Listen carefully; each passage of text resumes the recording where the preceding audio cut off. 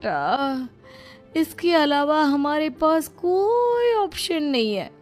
मेरे पास पैसे ही नहीं बचे। इस तरह कावेरी जी धीरे धीरे अपने तीनों दामादों को पैसे देना बंद कर देती हैं और घर में खाने पीने की चीज़ें लाना भी बंद कर देती है। अब वो तीनों बुरी तरह से परेशान होने लगे थे और इसलिए एक दिन तीनों प्लान करके घर से बाहर निकलते हैं और बाजार में जाने के बाद, यार अच्छा खाना खाए हुए कितने दिन हो गए, पता नहीं कब अच्छा खाना मिलेगा।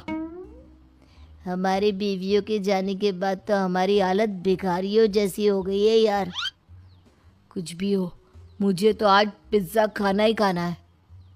जेब में 1 रुपया नहीं है और पिज्ज़ा खाएगा, कहाँ से आएंगे पैसे? अरे देख वहाँ सामने बोर्ड पर क्या लिखा हुआ है।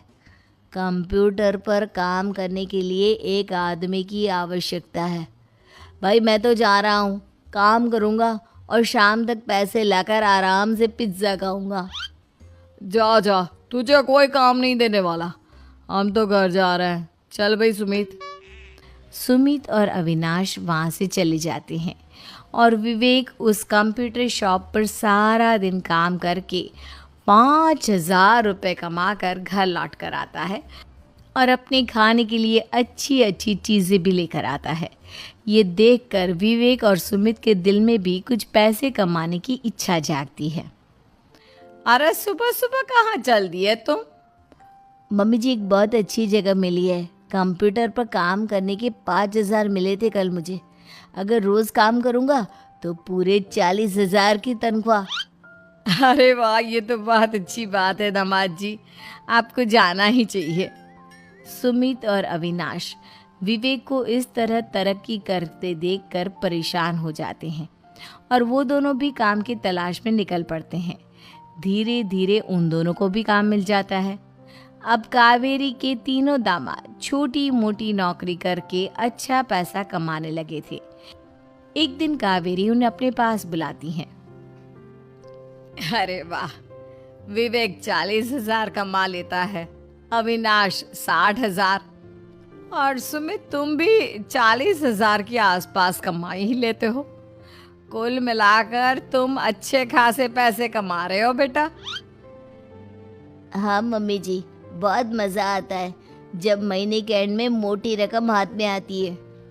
पूछिए मत मम्मी जी, घर में रहकर रोटी बना बना कर और तो जैसा महसूस होने लगा था मुझे तो।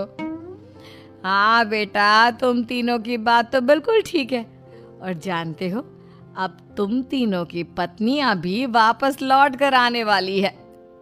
लेकिन मम्मी जी अभी तो उन्हें गए सिर्फ 2 महीने हुए हैं। आपने तो कहा था वो 4 महीने के बाद लौट कर आएंगी।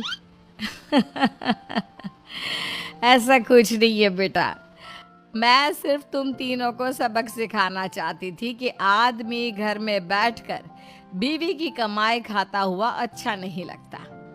इस दुनिया में हर इंसान को मेहनत करनी चाहिए, काम करना चाहिए, चाहे वो औरत हो या आदमी, ताकि अपने परिवार को संभाल सके। कावेरी की बात सुनकर उन तीनों को अपनी गलती का एहसास होता है और कावेरी उन्हें सच बता देती है कि ईशा, सुहाना और मोहिनी शहर में ही कहीं दूसरी जगह रह रहे थे। शाम के वक्त उन तीनों की पत्नियां लौट कर आ जाती है और कावेरी जी का परिवार एक खुशहाल परिवार की तरह रहने लगता है।